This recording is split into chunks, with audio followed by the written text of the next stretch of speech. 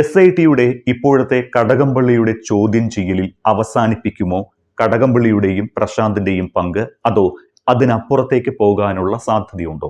കടകംപള്ളി സുരേന്ദ്രനെ ചോദ്യം ചെയ്ത് കഴിഞ്ഞപ്പോൾ അതിലേക്ക് അപ്പുറത്ത് കാര്യങ്ങൾ നീങ്ങുമോ എന്നാണ് എല്ലാവരും ശ്രദ്ധിക്കുന്നത്. കാരണം അതിൻ്റെ അപ്പുറത്തേക്ക് നീങ്ങും എന്ന് തന്നെയാണ് കരുതുന്നത്. ഗവൺമെൻറ് എത്ര ശക്തമായി പ്രതിരോധിച്ചാലും ശരി, എത്ര ശക്തമായ ഇൻസ്ട്രക്ഷൻ SITക്ക് കൊടുത്താലും ശരി, അതൊന്നും അനുസരിക്കാൻ SITക്ക് ഈ കേസിനെ സംബന്ധിച്ചിടത്തോളം ബാധ്യതയില്ല എന്ന് തന്നെയാണ് ഞാൻ കരുതുന്നത്.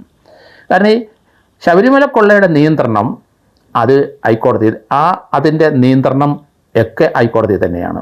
ഹൈക്കോടതി പറയാനാണ് ഇവർക്ക് ബാധ്യതയുള്ളൂ. ഗവൺമെൻറ്റിനെ ബോധ്യപ്പെടുത്തി അന്വേഷണം മുന്നോട്ട് കൊണ്ടുപോകേണ്ട ഒരു കാര്യം ഇവിടെ ഇല്ല.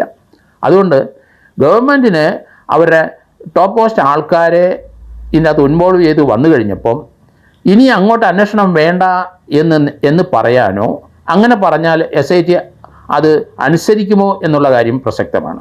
SITക്ക് തീർച്ചയായിട്ടും ശബരിമലയുടെ ഇൻസ്ട്രക്ഷൻ മാത്രം നോക്കിയാൽ മതി. കാരണം ശബരിമലയുടെ SITയുടെ അന്വേഷണം നിയന്ത്രിക്കുന്നത് ഹൈക്കോടതി ആയതുകൊണ്ട് അതിനകത്ത് അഭ്യാസം കളിക്കാനായിട്ട് SIT ഉദ്യോഗസ്ഥന്മാർക്ക് കഴിയില്ല. അങ്ങനെ കളിച്ചിട്ടുണ്ടെങ്കിൽ അവർ പെൻഷൻ വാങ്ങാനുള്ള സാധ്യത വളരെ കുറവായിട്ട് തന്നെയാണ് ഞാൻ കാണുന്നത്.